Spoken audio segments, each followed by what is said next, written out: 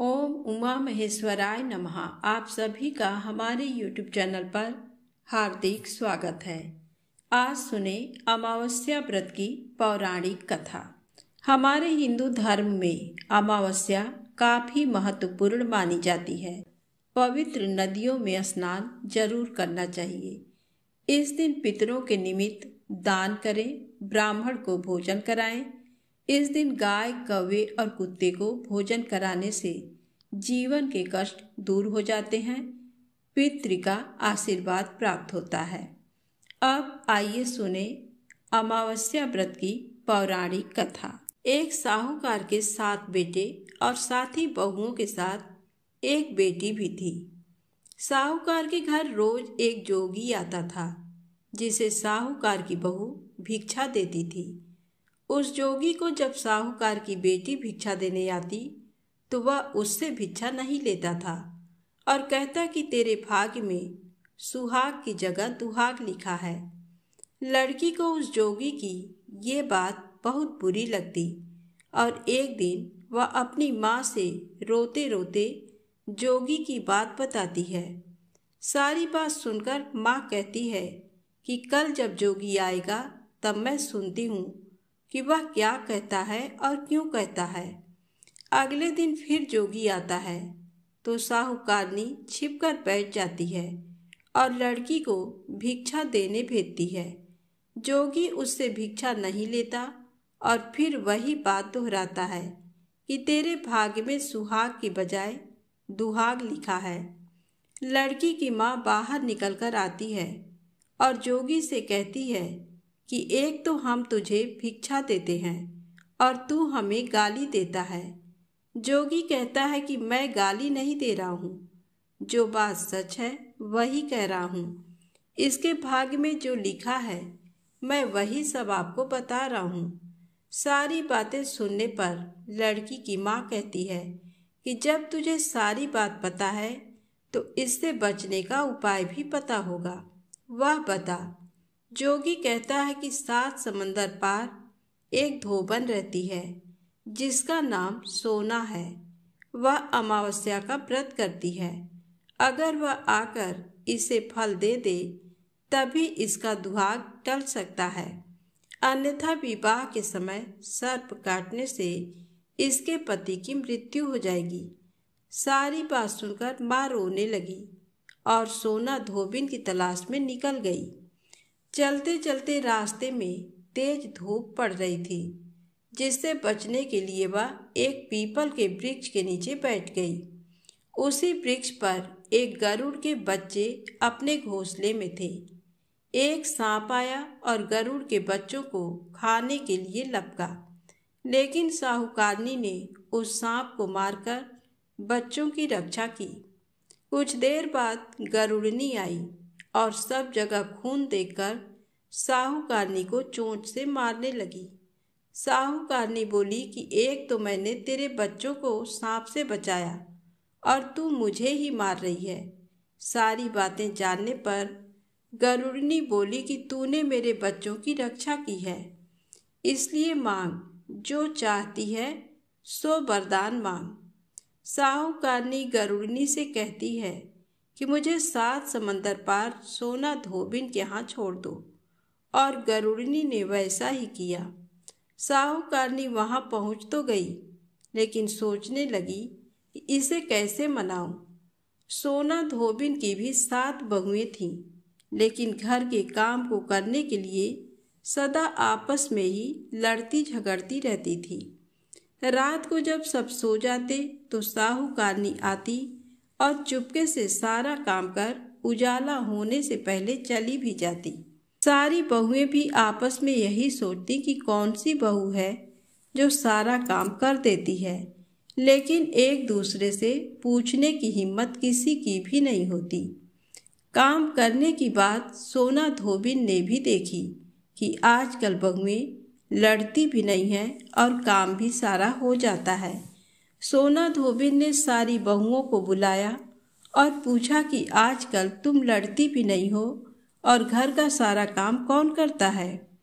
बहुएं सास से झूठ कहती हैं कि लड़ाई करने से क्या फायदा, इसलिए हम सभी मिलकर काम कर लेते हैं।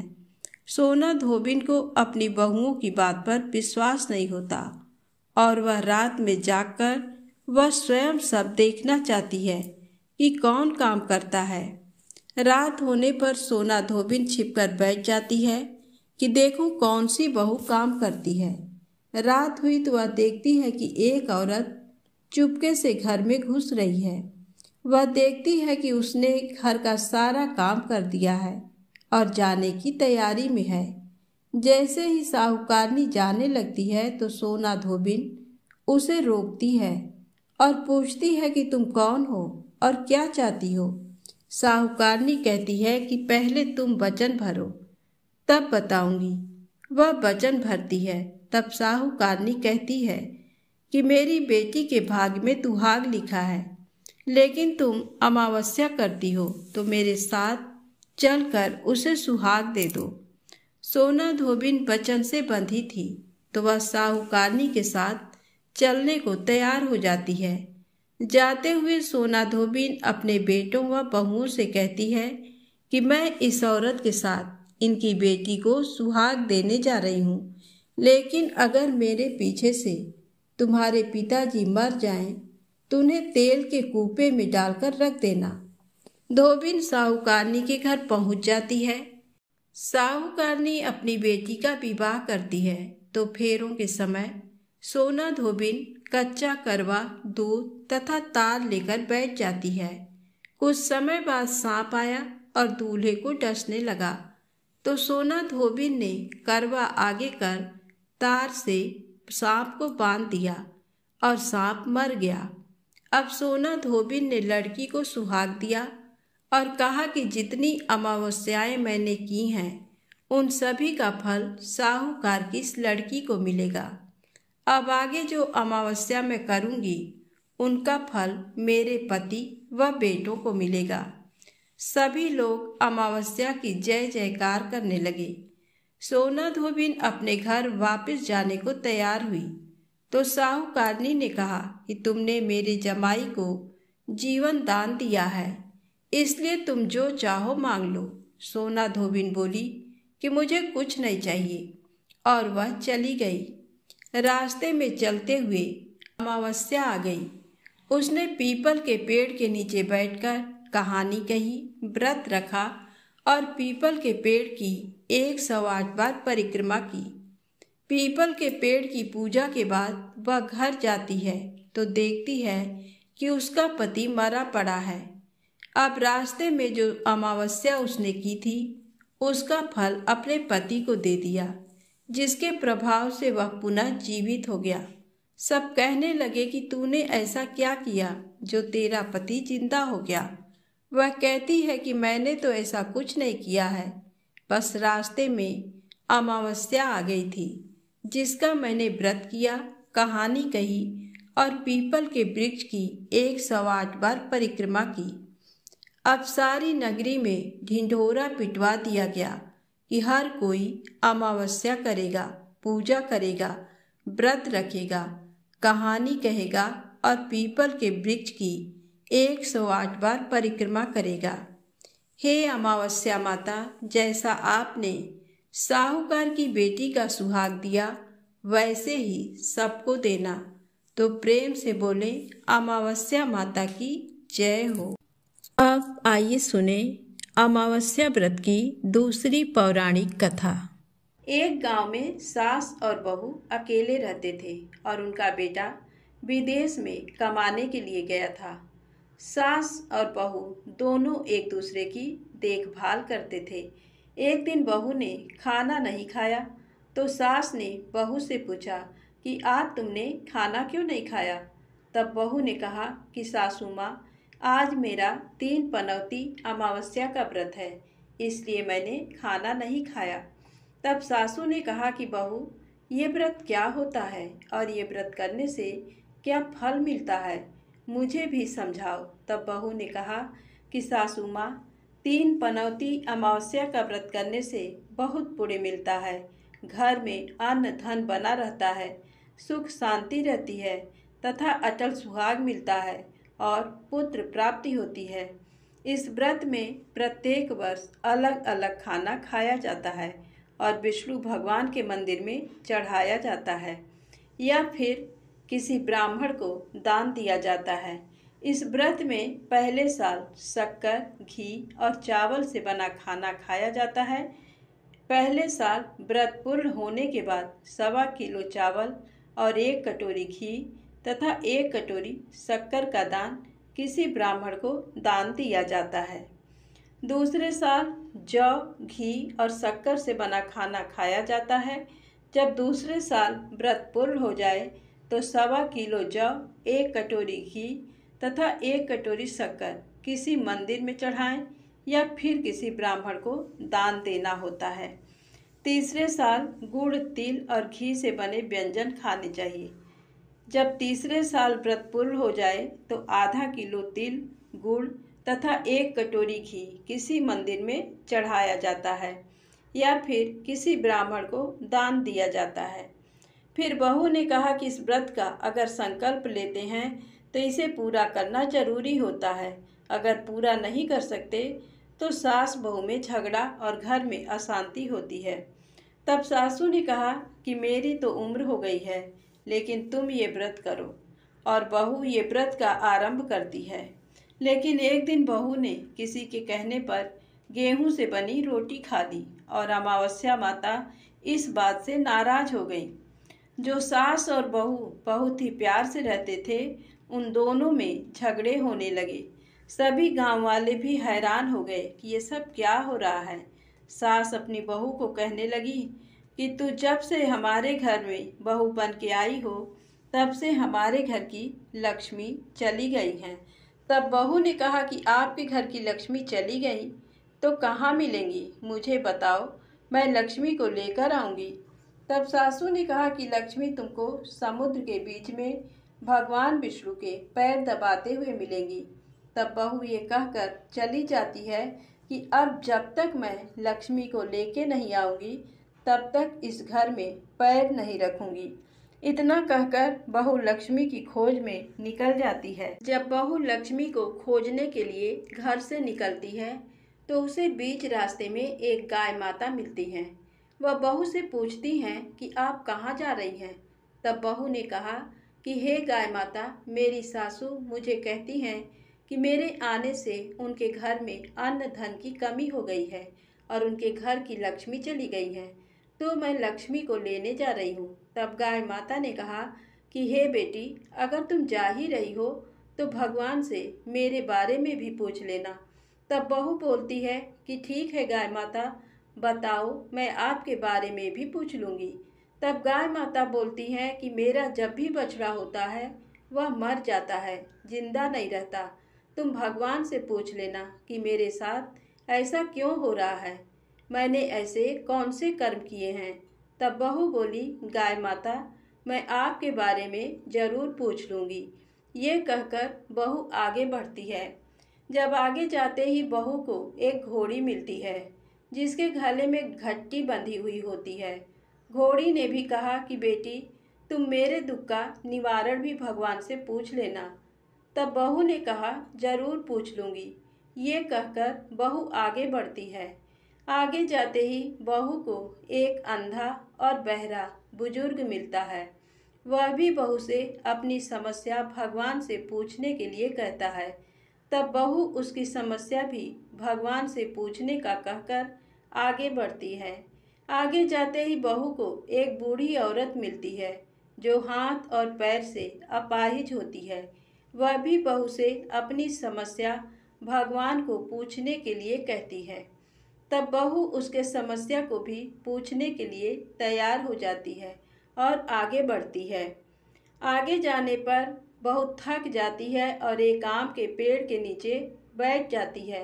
तब आम का पेड़ खुश होकर बहू से पूछता है कि बेटी, तुम कहाँ से आई हो और कहाँ जा रही हो। तब बहू बताती है वह लक्ष्मी को लेने जा रही है। तब पेड़ भी अपनी समस्या भगवान को पूछने के लिए कहता है कि मेरे पेड़ पर लगे आम खट्टे ही क्यों होते हैं, इस बारे में भगवान को जरूर पूछना। तब बहू उसकी समस्या लेकर आगे बढ़ती है। आगे जाते ही बहू को एक तलाई मिलती है। वह भी बहू को बताती है कि तुम भगवान से पूछना कि मेरे तलाई का पानी इतना मैला क्यों है, कोई भी इसे नहीं पीता है। तब बहू कहती है जरूर पूछ लूँगी और कहकर आगे बढ़ती है। बहुत दिन जंगल में चलते चलते बहू थक जाती है। उसे भूख भी लगी होती है, लेकिन खाने को नहीं मिलने से वह थक जाती है और जंगल में बेहोश हो जाती है। उसी समय भगवान विष्णु और माता लक्ष्मी वहाँ विचरण करते हुए आते हैं। तब माता लक्ष्मी विष्णु जी से कहती हैं कि हे नाथ, ये आपकी बहुत बड़ी भक्त है, आप इसके दुखों का निवारण करो। तब भगवान विष्णु कहते हैं कि इस संसार में बहुत से जीव दुखी हैं, सभी अपने अपने कर्मों का फल भोग रहे हैं, किस किस के दुख का निवारण मैं करूं। तब माता लक्ष्मी ने विष्णु जी से विनती की और कहा कि वह भूखी प्यासी है और इसे यहाँ अगर ऐसे ही छोड़ दिया तो जंगली जानवर उसे अपना शिकार बना देंगे। माता लक्ष्मी की बात सुनकर भगवान विष्णु एक साधु का वेश धारण करते हैं और बहू के पास जाते हैं और होश में लाते हैं। बहू के होश में आते ही साधु वेश में भगवान उससे पूछते हैं कि वह यहाँ क्यों आई है और कहाँ जा रही है। तब बहू पूरी बात बताती है। उसकी बात सुनकर भगवान विष्णु और माता लक्ष्मी प्रकट होते हैं। उनके साथ अमावस्या माता भी प्रकट होती हैं। बहू उनके चरणों में गिरकर वंदन करती है। अमावस्या माता बहू को कहती हैं कि बेटी, तूने मेरे व्रत को खंडित किया है, इसी की सजा मिली है, लेकिन अब मैं तुम्हें माफ करती हूँ और तुम घर जाओ। तुम्हारा घर अन्न धन से संपन्न होगा, तुम्हारा घर सुंदर महल में बदल जाएगा और तुम्हारी सभी मनोकामनाएं पूर्ण होंगी। ये सब होने के पश्चात बहू रास्ते में जो भी मिला उन सभी के दुखों का निवारण करने के लिए विनती करती है। तब भगवान विष्णु बोलते हैं कि गाय ने कभी अपना दूध किसी को नहीं पिलाया, उस वजह से उसके बछड़े जिंदा नहीं रहते हैं। तुम उसका दूध पी लेना, जिससे उसके बछड़े जिंदा रहने लगेंगे। घोड़ी पिछले जन्म में आटा पीसने वाली महिला थी। वह किसी को आटा पीस के नहीं देती थी, इसलिए उसके गले में चक्की के पाट बंधे हुए हैं। तुम उसके पाट खोल देना, वह बिल्कुल ठीक हो जाएगी। बुजुर्ग कभी भगवान के मंदिर नहीं गया और ना ही उसने कभी भगवान के भजन सुने। तुम उसको मंदिर ले जाना और दर्शन करवा देना, वह ठीक हो जाएगा। बुजुर्ग महिला जो थी, उसने कभी भी अपनी जवानी में दान पुण्य नहीं किया, इसलिए उसे ये सजा मिली है। तुम उसे दान करवा देना तो उसकी विकलांगता दूर हो जाएगी। उस आम के पेड़ ने कभी किसी बच्चे को अपने आम खाने नहीं दिए, इसलिए उसके सभी आम खट्टे होते हैं। तुम इस पेड़ का आम खा लेना, फिर उस पेड़ पर मीठे आम आएंगे। तलाई का पानी पिछले जन्म में देवरानी जेठानी थी। वह हमेशा झगड़ती रहती थी, इसलिए उसका पानी मैला है। तुम उसका पानी पी लेना, वह तलाई शुद्ध हो जाएगी। बहू ने भगवान विष्णु, माता लक्ष्मी और अमावस्या माता को नमन करके घर जाने के लिए निकलती है और रास्ते में उसे जो जो भी मिला उनके सभी समस्या भगवान के कहा अनुसार दूर करती है। सभी उसे आशीर्वाद देते हैं। घर जाते ही उसका घर एक सुंदर महल में परिवर्तित हो जाता है तथा घर में अन्न धन भरा मिलता है। अब बहू सासू से कहती है कि सासू माँ, आपने सच कहा था, मैं आपके लिए शुभ नहीं हूँ। मेरे जाने से ही आपके घर में लक्ष्मी आई हैं। अब आप यहाँ रहें, मैं मरने जा रही हूँ। तब सासू ने कहा कि हे बेटी, ये सब तुम्हारे पनौती अमावस्या व्रत का फल हमें मिला है। तुम यहाँ पर ही रहोगी, कहीं नहीं जाओगी। और सास बहू खुशी खुशी रहने लगे। एक दिन उसका बेटा भी विदेश से लौट आया और घर में ये सब देखा। तब उसकी माँ ने सब बात उसे बताई। बोलिए अमावस्या माता की जय। आइए सुने अमावस्या और पूर्णिमा, दो बहनों की पावन कथा। एक राज्य में एक राजा और एक रानी रहते थे। जिनकी 4 संतानें थीं, 2 लड़के और 2 लड़की। एक लड़की का नाम पूर्णिमा तथा दूसरी लड़की का नाम अमावस्या था। पूर्णिमा घर के कामों में निपुण थी और घर का पूरा काम करती थी और भगवान की पूजा अर्चना भी किया करती थी। इसके अतिरिक्त वह गौ माता की सेवा भी किया करती थी। और उसकी दूसरी बहन अमावस्या ना ही घर का कोई काम करती थी और ना ही भगवान की पूजा अर्चना करती थी और ना ही गौ माता की सेवा करती थी। पूर्णिमा सर्वगुण संपन्न थी। फिर भी राजा और रानी अपने दोनों बेटों तथा पुत्री अमावस्या को ही प्यार किया करते थे और वह पूर्णिमा से प्यार नहीं करते थे, उसके साथ भेदभाव करते थे। राजा के चारों पुत्र और पुत्री धीरे धीरे बड़े हो रहे थे।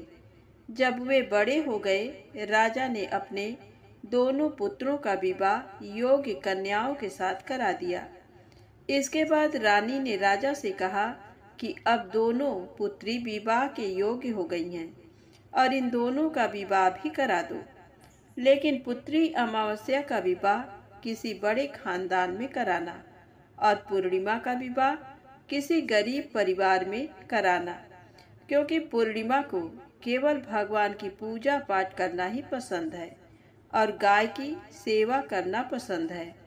अब रानी ने राजा को दोनों पुत्रियों का रिश्ता तय करने के लिए भेज दिया। राजा ने अपने पड़ोसी राज्य में जाकर वहां के राजा के पुत्र से अमावस्या का रिश्ता तय कर दिया और वहीं पास के गांव में जाकर एक गरीब परिवार के लड़के से पुत्री पूर्णिमा का रिश्ता भी तय कर दिया। ये सारी बात जाकर राजा ने अपनी रानी से बताया तो रानी ये सोचने लगी कि अब देखते हैं कि भगवान इसकी मदद कैसे करते हैं। ये बहुत पूजा पाठ करती है और भगवान में मगन रहती है। पूर्णिमा का भाई उसकी भाभी पूर्णिमा से बहुत प्यार करते हैं, क्योंकि पूर्णिमा उनके घर के कामों में उनका साथ देती है और कामों में उनका हाथ बटाती है। और यही उनकी दूसरी बहन अमावस्या उन पर अपना रोब जमाती है और घर का कोई कार्य नहीं करती। कुछ समय बीत जाने के बाद दोनों पुत्रियों का विवाह हो जाता है। राजा और रानी विवाह के बाद अपनी दोनों पुत्रियों को विदाई देते हैं। विदाई देते समय राजा और रानी पुत्री अमावस्या को बहुत सारा धन और दौलत देकर विदा करते हैं और पूर्णिमा को कुछ भी नहीं देते, खाली हाथ अपने घर से विदा करते हैं। इसके बाद दोनों बहनें अपने अपने ससुराल को चली जाती हैं। कुछ दिन बीत जाते हैं और एक दिन अमावस्या अपने घर पर शिव जी की कथा रखती है, जिसमें वह सभी गांव वाले को निमंत्रण देती है और अपनी बहन पूर्णिमा को नहीं बुलाती। जब गांव की सभी औरतें अमावस्या के यहाँ जाती हैं तो वहाँ का सब दृश्य पूर्णिमा अपने घर के दरवाजे के बाहर बैठकर देख रही होती है।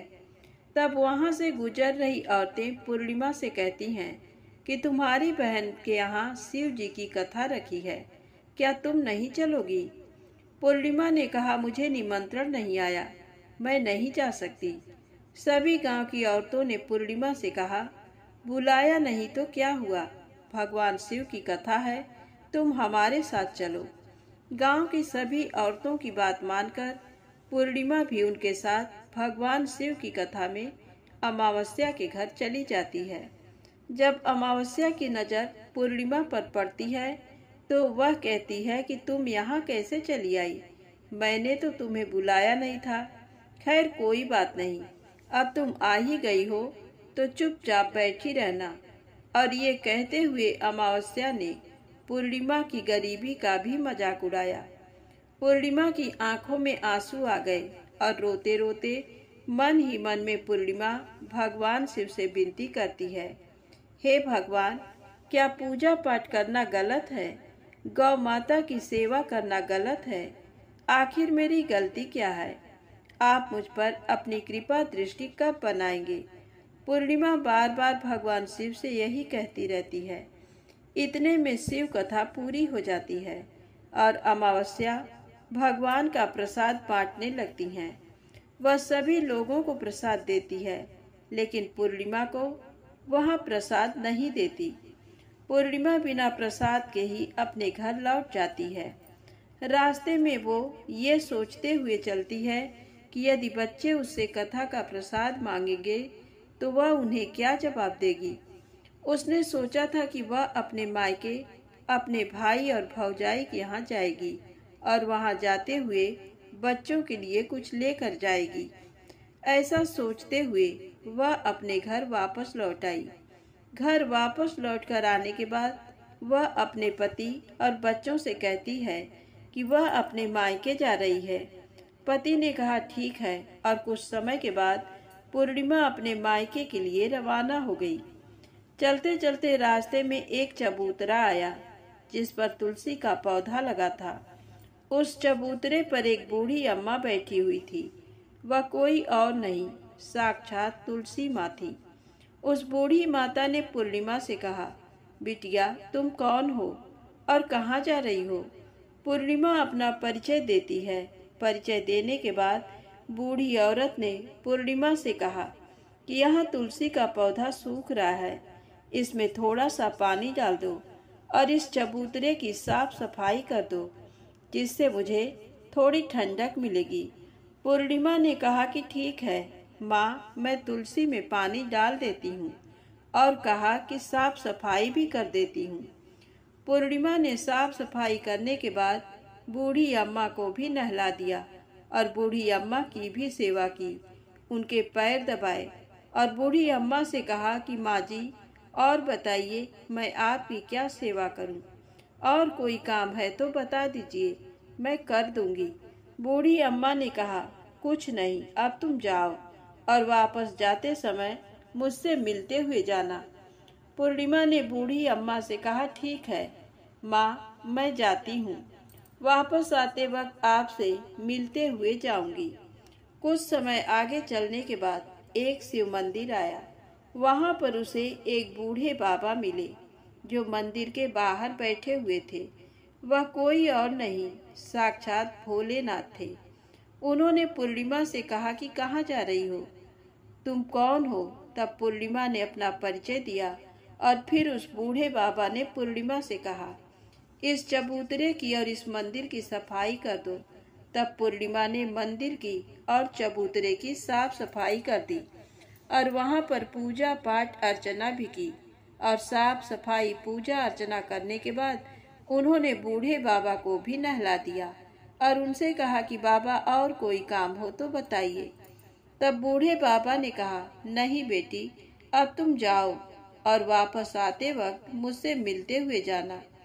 पूर्णिमा ने कहा ठीक है बाबा, मैं जाती हूँ, वापस आते हुए आपसे मिलते हुए ही जाऊंगी। आगे चलते चलते कुछ दूर चलने के बाद पूर्णिमा को एक काली जी का मंदिर दिखा।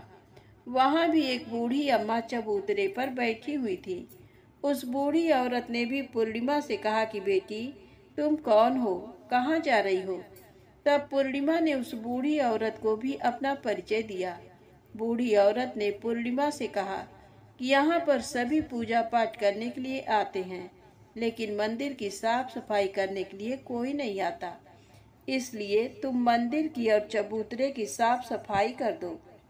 पूर्णिमा ने कहा ठीक है माता जी, और पूर्णिमा मंदिर की और चबूतरे की सफाई कर देती है और पूजा पाठ भी करती है और माता जी का श्रृंगार कर देती है और उस बूढ़ी अम्मा को भी नहला देती है और बूढ़ी अम्मा के पैर दबाती है और कहती है कि सभी काम हो गया है माँ, और कोई काम हो तो बताइए। बूढ़ी अम्मा कहती है कि नहीं बेटी, अब तुम जाओ, लेकिन वापस आते वक्त मुझसे मिलते हुए जाना। पूर्णिमा कहती है ठीक है, और वह आगे चली जाती है। आगे चलते चलते एक नदी आती है। वहाँ पर भी एक बूढ़ी अम्मा बैठी रहती हैं और वह कहती हैं कि बेटी तुम कौन हो और कहाँ से आई हो। उसे भी पूर्णिमा अपना परिचय देती है। बूढ़ी औरत पूर्णिमा से कहती है कि नदी पर स्नान करने तो यहाँ पर सब आते हैं, लेकिन यहाँ की साफ सफाई कोई नहीं करता, इसलिए तुम इस किनारे पर साफ सफाई कर दो। पूर्णिमा कहती है ठीक है माँ जी, और वहाँ की साफ सफाई कर देती है और वह बूढ़ी अम्मा के पैर दबाती है और कहती है माँ जी और कोई काम हो तो बताइए। बूढ़ी औरत कहती है कि कुछ नहीं बेटी, तुम जाओ, लेकिन वापस आते वक्त मुझसे मिलते हुए जाना। और वहाँ नाव में बैठकर नदी के दूसरे किनारे पहुँच जाती है और वहाँ अपने मायके के घर पहुँच जाती है।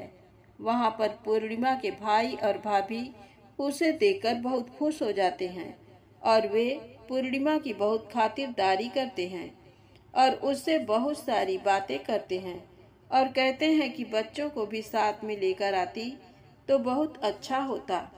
अब कुछ समय के बाद पूर्णिमा ने वापस अपने ससुराल जाने को कहा तो उसकी भाभी ने उसके लिए एक साड़ी दी और थैलों में बच्चों के लिए कपड़े और खाने पीने की कुछ चीजें रख दी और कहा कि तुम बहुत दिनों के बाद आती हो। और पूर्णिमा की भाभी ने ये थैला पूर्णिमा के हाथ में दे दिया और कहा कि जाओ और जल्दी वापस आना। इसके बाद पूर्णिमा वहां से अपने ससुराल के लिए रवाना हो गई और उसी नदी के किनारे पहुंची और नाव में बैठकर दूसरे किनारे पर उतर गई।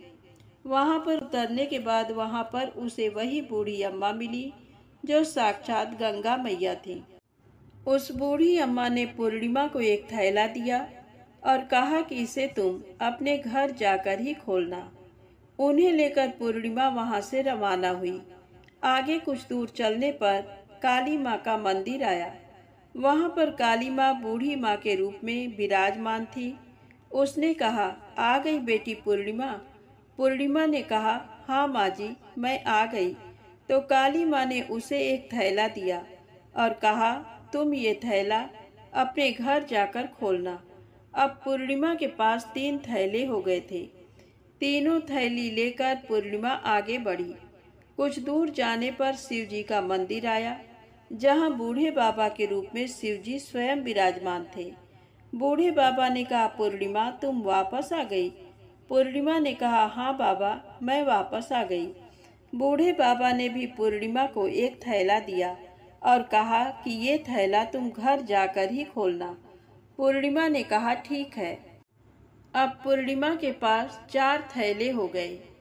पूर्णिमा एक साड़ी में चारों थैलों का एक गट्ठर बना ली और सर पर रखकर वहां से रवाना हो गई। कुछ दूर जाने के बाद उसे तुलसी माँ बूढ़ी औरत के रूप में मिलती हैं और कहती हैं, पूर्णिमा तुम आ गई। पूर्णिमा कहती है, हाँ माँ जी, मैं आ गई।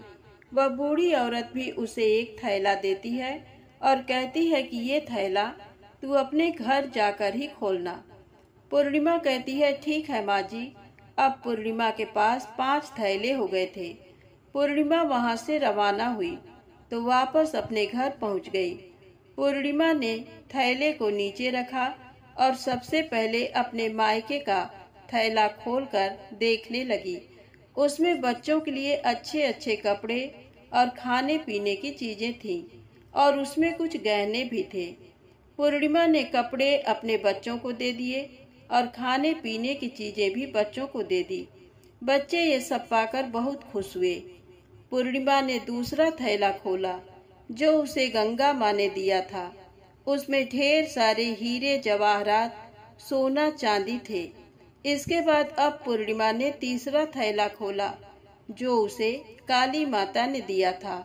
उसमें बहुत सारा सोना श्रृंगार का सामान भरा हुआ था। इसके बाद पूर्णिमा ने चौथा थैला खोला जो उसे भगवान शिव ने दिया था।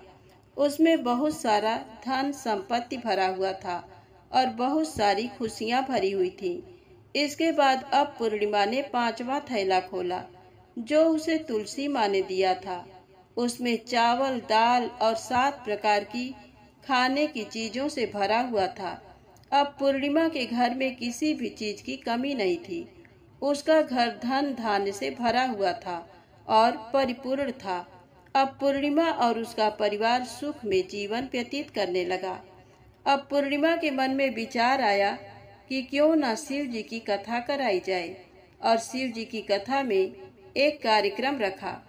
पूर्णिमा ने गांव के सभी लोगों को निमंत्रण दिया और घर घर जाकर सभी लोगों को बुलाया। पूर्णिमा अपनी बहन अमावस्या के घर भी गई और अमावस्या को भी शिव जी की कथा के लिए उसने अपने घर पर बुलाया।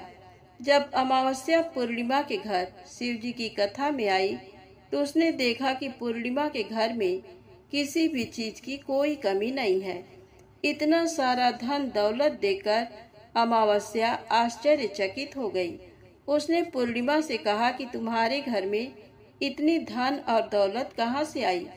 पूर्णिमा ने कहा, देखो बहन, तुमने शिव जी की कथा में मुझे नहीं बुलाया था, फिर भी मैं चली आई और तुमने मुझे प्रसाद तक नहीं दिया और मेरी गरीबी का मजाक भी उड़ाया।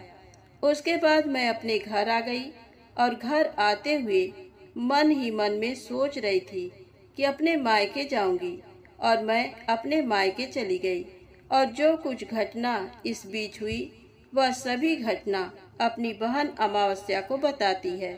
तो अमावस्या कहती है कि तुम भी मुझे प्रसाद मत दो और मुझे डांट लो, लेकिन पूर्णिमा ने कहा कि ये तो भगवान का प्रसाद है, मैं तो सबको दूंगी और तुम्हें भी दूंगी।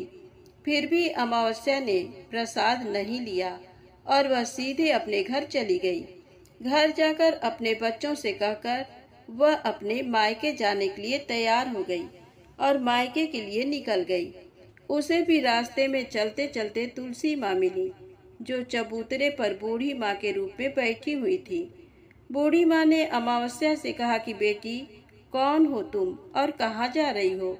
अमावस्या ने अपना परिचय दिया और बूढ़ी माँ ने कहा, बेटी, ये तुलसी का पौधा सूख रहा है, इसमें थोड़ा सा पानी डाल दो और इस चबूतरे की साफ सफाई कर दो। इस पर अमावस्या ने कहा, बुढ़िया, तुझे दिखाई नहीं दे रहा कि मैंने इतनी महंगी साड़ी पहन रखी है, ये गंदी हो जाएगी। ऐसा कहकर वहां से आगे चली गई। आगे जाने पर उसे भगवान शिव मिले। भगवान शिव से भी उसने यही बात कही। आगे जाने पर उसे काली माँ मिली। काली माँ से भी उसने यही सारी बातें कही। आगे जाने पर उसे गंगा माता मिली। गंगा माता को भी उसने यही जवाब दिया और ऐसा कहकर वह आगे चली गई। इसके बाद अमावस्या जब नाव में बैठने लगी तो उसे नाव में फूलों की जगह कांटे भरे थे, जो उसके पैरों में चुभ रहे थे। किनारे पर उतरकर वह अपने मायके चली गई। जब वहां उसे उसकी भाभियों ने तथा भाइयों ने देखा तो मन ही मन में कहने लगे कि काम की न काज की, 2.5 मन अनाज की। अब आ ही गई हो तो ठीक है। पूर्णिमा तो हमारे कामों में हाथ बटाती थी, ये कोई काम करेगी तो नहीं। अब उन्होंने खाना बनाया और खा पीकर सभी सो गए। अमावस्या जब सुबह उठी और अपनी भाभियों से कहा कि मैं अपने ससुराल जा रही हूँ। उन्होंने कहा कि ठीक है, जाओ। अमावस्या बोली, पूर्णिमा को तो तुमने एक थैला दिया था और मुझे कुछ नहीं दोगे? तो भाई और भाभी ने कहा कि तुम घर जाओ, थैले तुम्हारे घर पहुंच जाएंगे। फिर अमावस्या वहां से निकल गई और नदी के किनारे पर पहुंची। वहां गंगा मैया बूढ़ी औरत का रूप धारण करके बैठी हुई थी। बूढ़ी माँ ने कहा, आ गई बेटी? तो उसने कहा, हाँ, मैं आ गई। अमावस्या ने कहा, तुमने पूर्णिमा को एक थैला दिया था और मुझे नहीं दोगी क्या? बूढ़ी अम्मा ने कहा, तुम घर जाओ, थैले तुम्हारे घर पहुंच जाएंगे। इसके बाद आगे जाने पर उसे काली मैया मिली। उनसे भी अमावस्या ने यही कहा। इसके बाद माता काली ने कहा कि तुम घर जाओ, थैला तुम्हारे घर पहुंच जाएंगे। आगे जाने पर उसे भगवान शिव मिले। भगवान शिव से भी अमावस्या ने यही कहा। इसके बाद भगवान शिव बोले, तुम अपने घर जाओ, थैला तुम्हारे घर पहुंच जाएंगे। आगे जाने पर उसे तुलसी माँ मिली। उसने भी अमावस्या से यही कहा, तुम घर जाओ, थैले तुम्हारे घर पहुंच जाएंगे। अमावस्या अपने घर पहुंच गई। आंगन में देखा तो वहां पर 5 थैले पड़े हुए थे। अमावस्या ने मन ही मन सोचा कि अब तो मेरे पास बहुत सारे धन और दौलत आ जाएगी। जल्दी जल्दी उसमें सभी थैले को खोला। किसी में मिट्टी थे तो किसी में पत्थर, किसी में कंकड़ और किसी में कोयला। उसके मायके से भी कुछ नहीं मिला था। इन थैले में कुछ भी नहीं था। अमावस्या दौड़ती हुई पूर्णिमा के घर गई और कहती है कि तुम्हें तो इतना सब कुछ मिला, मुझे तो कुछ नहीं मिला, आखिर क्यों? तो पूर्णिमा कहती है कि जब मैं अपने मायके जाती हूँ तो अपनी भाभियों के साथ उनके कामों में हाथ बटाती हूँ, उनके साथ मिलकर काम करती हूँ, लेकिन तुम ऐसा कुछ नहीं करती, उनकी इज्जत भी नहीं करती, इसीलिए वह तुम्हें भला क्या देंगे। इसके बाद तुमने गंगा मैया को ठुकरा दिया, काली माँ को भी ठुकरा दिया और भगवान शिव को भी तुमने ठुकरा दिया, इसलिए उन्होंने भी तुम्हें कुछ नहीं दिया। अमावस्या कहती है कि बहन, तुम मुझे माफ कर दो, मैंने तुम पर हमेशा अत्याचार किया है। मुझे कुछ नहीं मिला तो कोई बात नहीं, मैं भी भगवान की भक्ति करूंगी और सब कुछ प्राप्त कर लूंगी। मुझे इन सब चीज़ों का रहस्य बताओ। तो पूर्णिमा ने कहा कि तुम 3 सूत्र का ज्ञान ले लो और उसकी कथा करना। पहले सूत्र में दया मांगना और दूसरे सूत्र में कथा मांगना और तीसरे सूत्र में 108 बार नमः शिवाय का जाप करना। भगवान ने ये 3 सूत्र दिए हैं, इनको अपने हृदय में बसा लेना। मैंने भी ये 3 सूत्र अपने जीवन में अपनाए थे और सच्चे मन से भगवान की भक्ति पूजा पाठ की थी।